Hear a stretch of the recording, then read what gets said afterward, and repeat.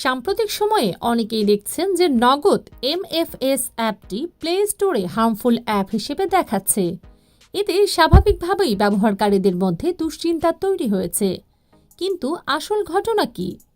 Google play store নির্দিষ্ট security standard এবং API নীতিমালা অনুযায়ী অ্যাপগুলোকে স্ক্যান করে। নগদ অ্যাপের সাম্প্রতিক আপডেট গুগলের নতুন নিরাপত্তা নীতিমালার সাথে সম্পূর্ণভাবে সামঞ্জস্যপূর্ণ না হওয়ায় প্লে প্রোটেক্ট এটি রিস্কি বা হার্মফুল অ্যাপ হিসেবে ট্র্যাক করেছে। এর মানে এই নয় যে অ্যাপটি হ্যাকড, ম্যালওয়্যার আছে বা ব্যবহারকারীর টাকা ঝুঁকিতে আছে, বরং গুগলের মতে কিছু কোড বা পারমিশন পটেনশিয়ালি রিস্কি। নগদ কর্তৃপক্ষ জানিয়েছে এটি তাদের কোনো নিরাপত্তা ত্রুটি না, বরং গুগলের সাথে টেকনিক্যাল ইস্যু এবং এপিআই আপডেটের মিসম্যাচের কারণে এই সমস্যা দেখা দিচ্ছে। তারা ইতিমধ্যেই নতুন আপডেট সাবমিট করেছে এবং গুগল টিমের সাথে সমস্যা সমাধানে কাজ করছে।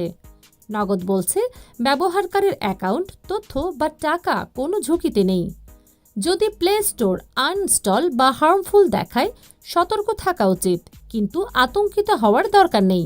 নগদ অ্যাপের অফিসিয়াল ওয়েবসাইট বা সরকার অনুমোদিত সোর্স ছাড়া অন্য কোথাও থেকে অ্যাপ ডাউনলোড করবেন না।